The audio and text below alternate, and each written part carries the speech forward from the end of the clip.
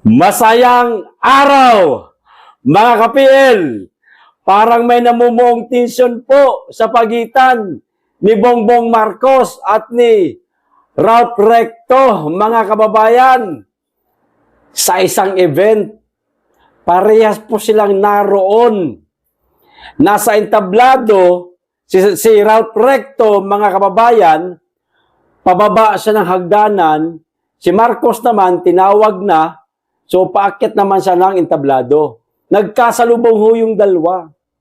No? Ito si Ralph Recto, ito po si Bongbong Marcos.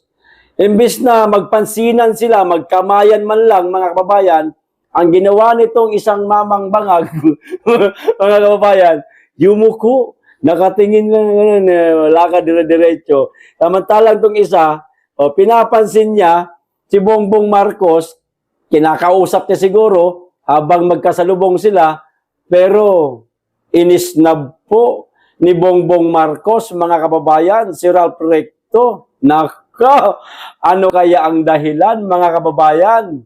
No? Hindi kaya nagkaonsehan na?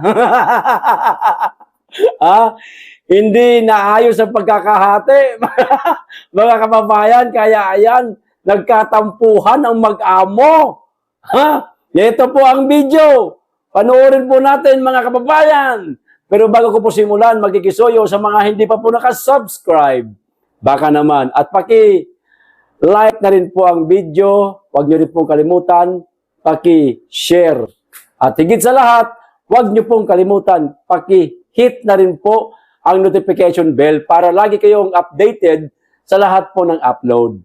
Okay, maraming salamat. Makikisuyo lang.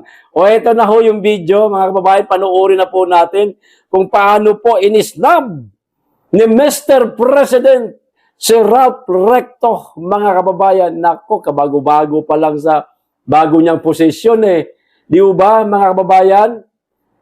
Nagkaisnaba na. O ito, panoorin po natin. Viral ngayon ang dalawa na hindi nagpansinan makikita sa video. Ano kaya ang dahilan?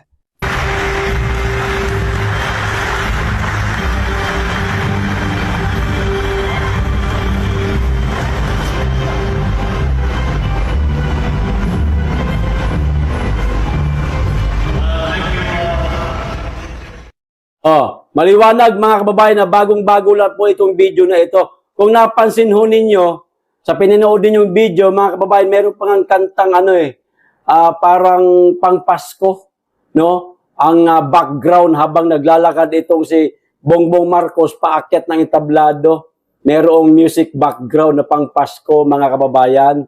Pero nung kinakausap ni Ralph Recto si Bongbong Marcos, yoko-yoko lang ang mama, mga kababayan, ni hindi man lang po sinulyapan si Ralph Recto hanggang sa nakalagpas na sa tuluyan kay Ralph, si Ralph dumire-diretso na rin papunta sa upuan niya.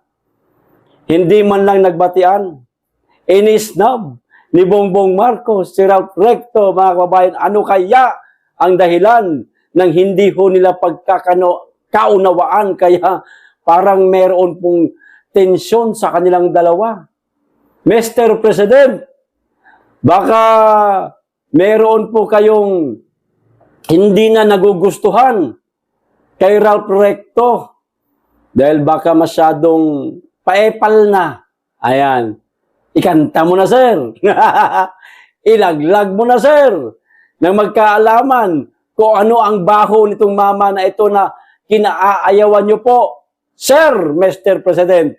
No? At ikaw naman, Ralph Recto, sir, baka meron din po kayong hindi pagkakaunawaan o hindi na po nagugustuhan sa inyong amo, magkantahan na kayo. Nakaantabay na po kami, makikichismis po kami. Kung ano man yung mga hindi nyo pagkakaunawaan, sana hindi kayo nagkaunsehan. Mas katawa-tawa yan. Lalo na pag nalaman ng taong bayan na nagkaunsihan kayo, halimbawa lang naman.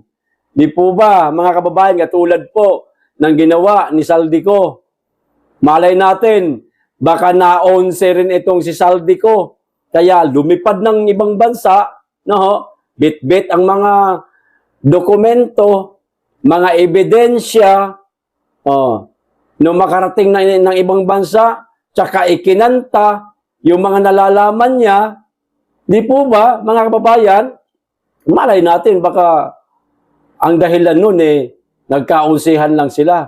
Kaya ikinanta ni Saldico, ganyan pala ugali nyo, tapos nyo ako utusan, uunsihin nyo ako, di ikakanta ko kayo. O, di ba? Malay natin, baka ganun ang senaryo kay Saldico. O, ang ginawa nila kay Saldico, mga kababayan. O, dito kaya kay Ralph Recto, sa ngayon, hindi pa po natin tukoy. Bagamat meron po tayong mga idea, mga kababayan, na pwede po nating sabihin, pero hanggang idea lang ho yun. Pag sinabi ko po sa inyo, baka mahulog lang po na fake news tayo, mga kababayan. Kaya akin na lang muna, pansamantala. Hayaan nyo, sa mga susunod na araw po, mga kababayan, baka lumabas po ang katotohanan at baka tanggalin na sa pwesto itong si Ralph Recto. O sa mga gusto nang matanggal sa pwesto, sas kamay. Nababasa ko naman po ang comment ninyo, mga kababayan. Okay, ito pa isang balita. Nako, sasakit ang ulo nila rito, mga kababayan. Di ba pinag-iinitan nila ngayon, si VP Inday Sara, gusto nilang ipa-impeach talaga ang ating pangalawang Pangulo, mga kababayan. Napag-isip-isip siguro ni Mayor Baste, mga kababayan. Okay,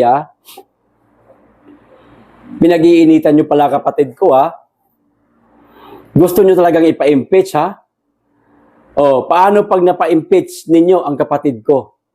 Sino ang tatakbo sa pagkapangulo sa 2028?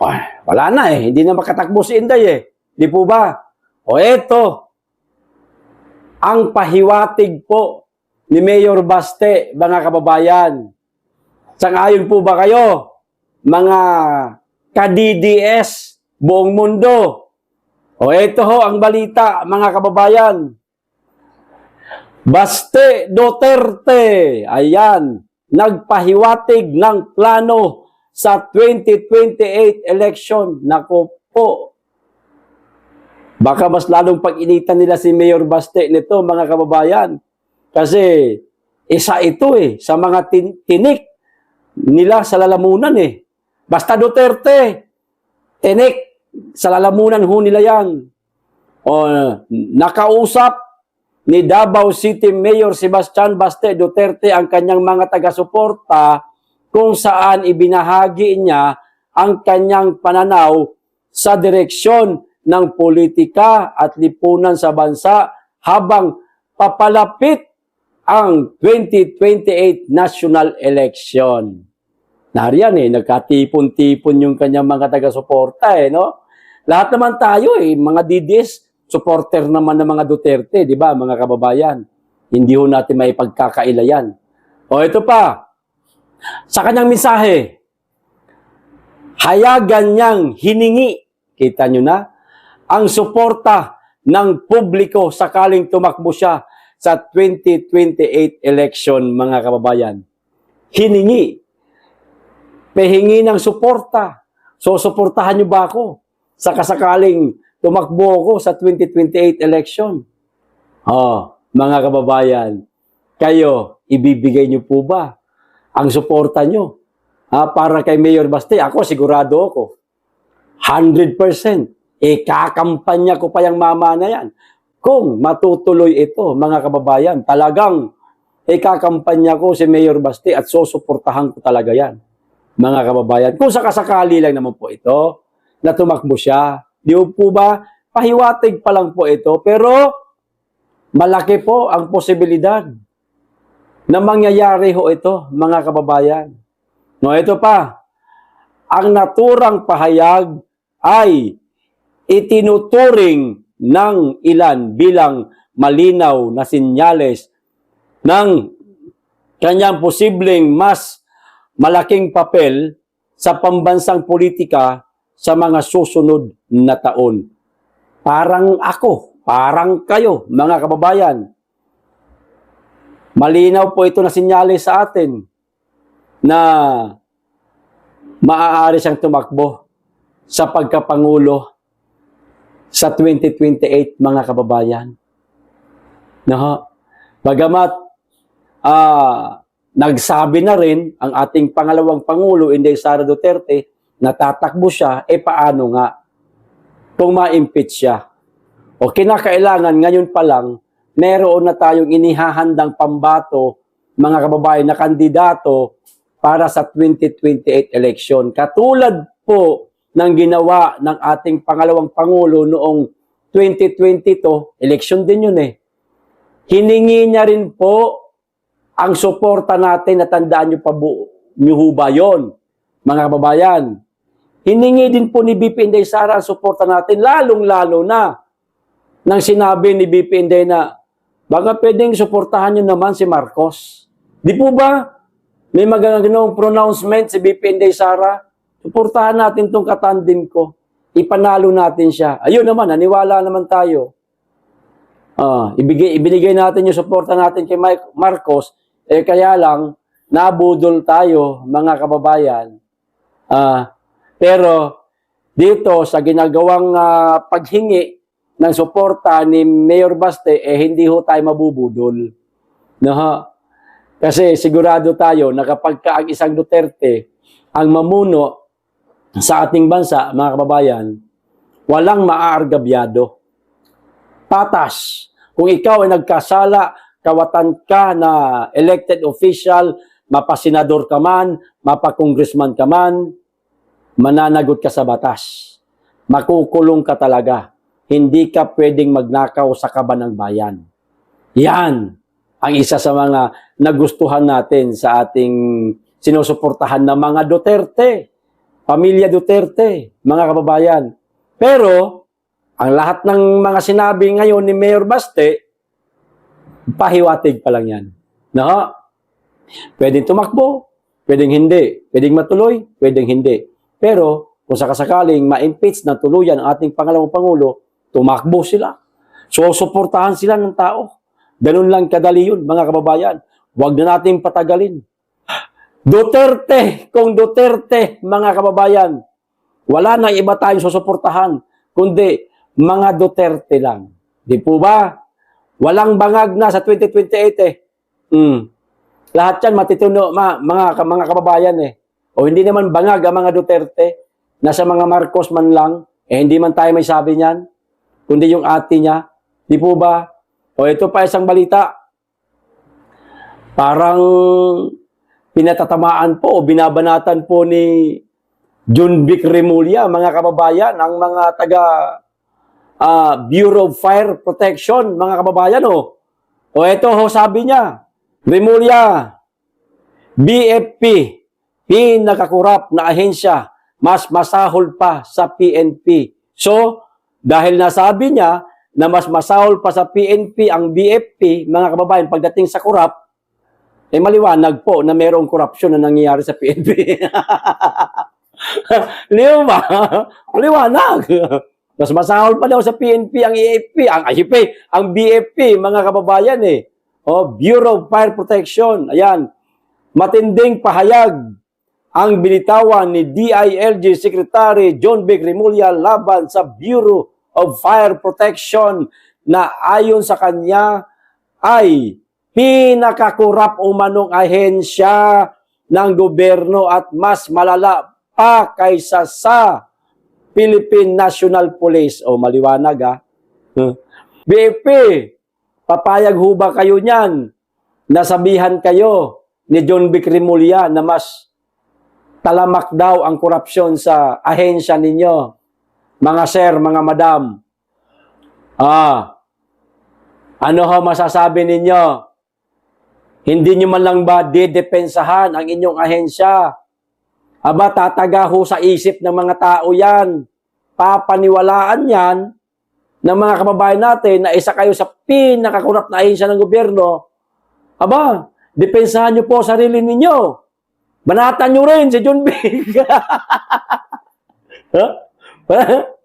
Kung may alam kayo, kanta nyo na rin. Magkantahan na kayo, mga yawa kayo. Ito pa.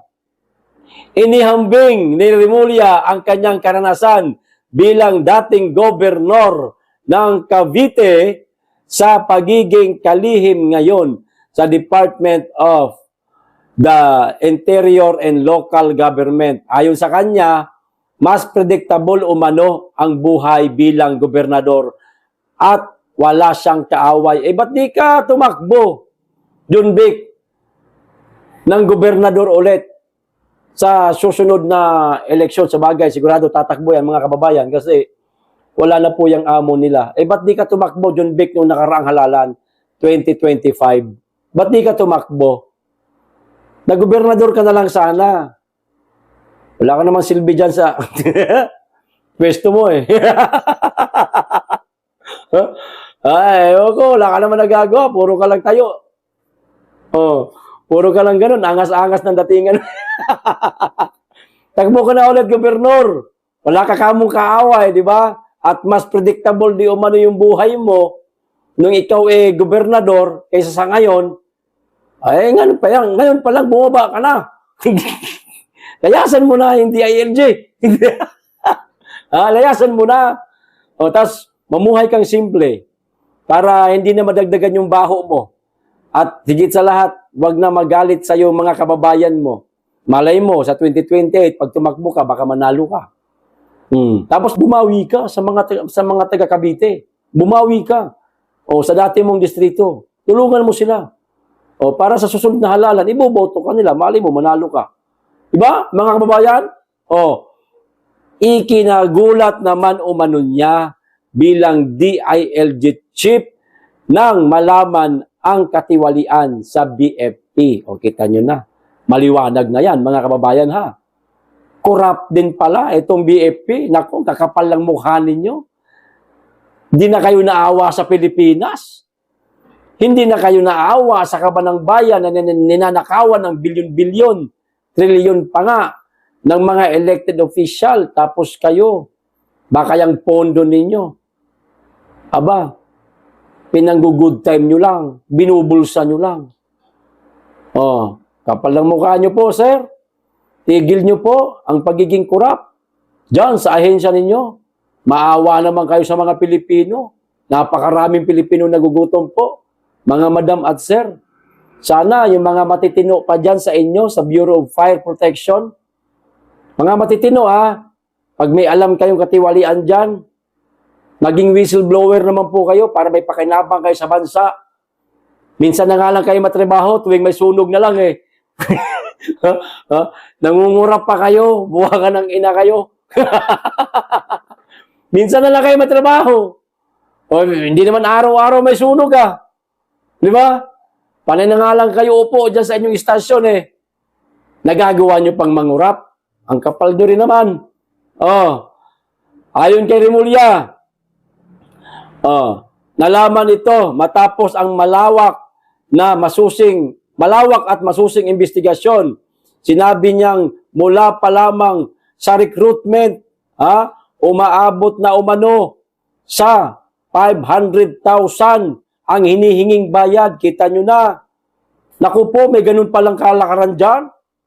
Kapag gusto mong, halimbawa, magpaparecruit ka o gusto mo mag-apply, meron palang singilan na 500,000. Mga kababayan, kaya nga, papasok sa ahensya ninyo ang tao. Dahil walang trabaho, matutulungan ninyo, nangihingi pa kayo. Ng 500,000 pesos bilang kabayaran. May ganung kalakaran, grabe naman kayo. Ang kakapal din nyo, Kapal ng apog ninyo.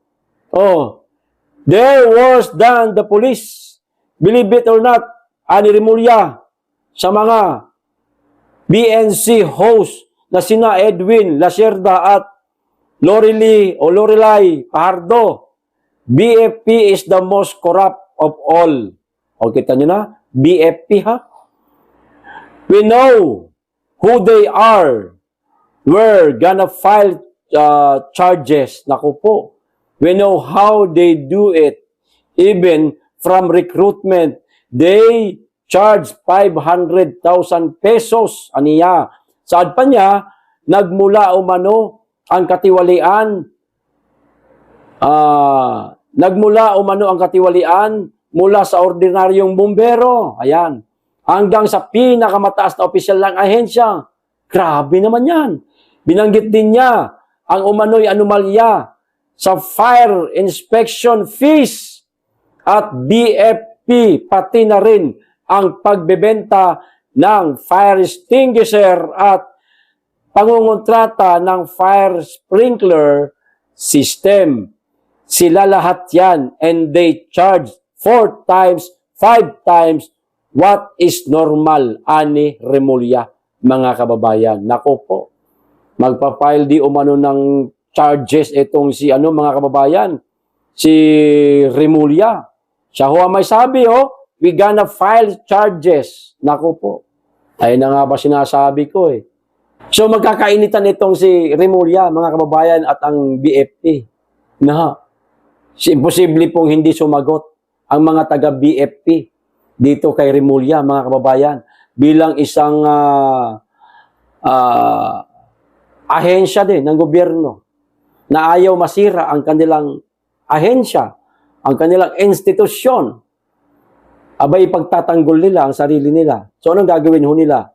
Kung maraming ikinantang baho, si Remulla, mga kababayan, na di umano, 500,000 pesos sa pagre-recruit pa lang, hiningian itong mga, itong mga nire-recruit, baka meron ding ipasabog ang BFP, mga kababayan. Naku, wala na. Gulo-gulo na sila.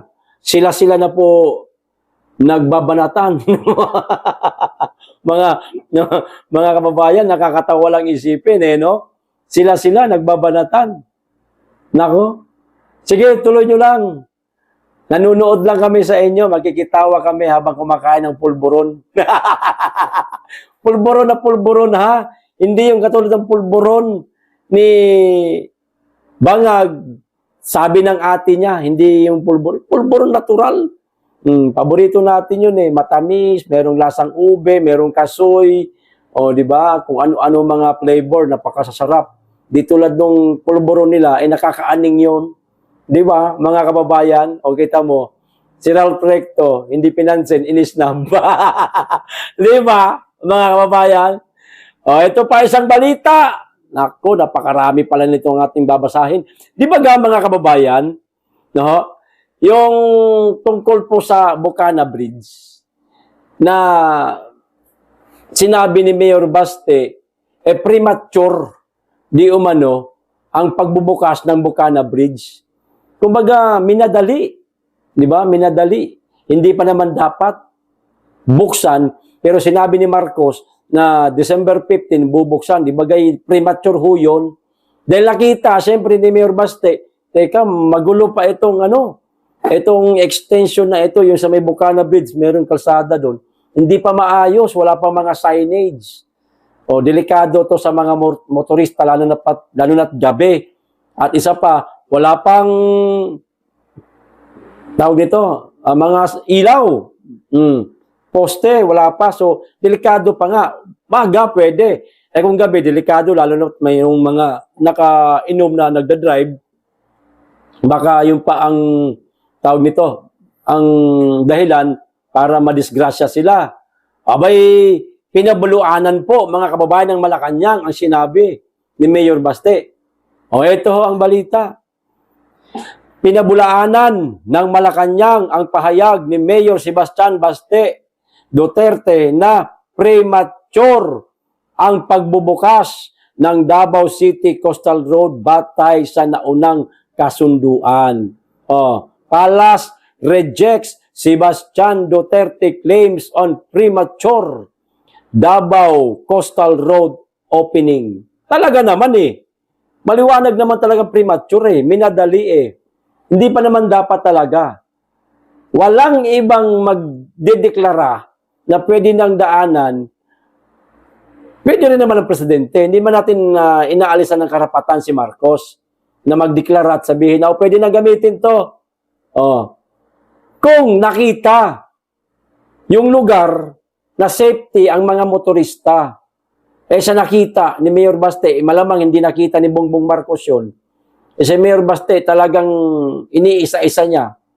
Talagang mula sa simula hanggang sa dulo, pinupuntahan niya para siguraduhin ligtas ba sa mga motorista. Siguro nakita ni Mayor Baste, mga kababayan, teka, ba't hindi pa ito tapos? Wala pang mga street lights.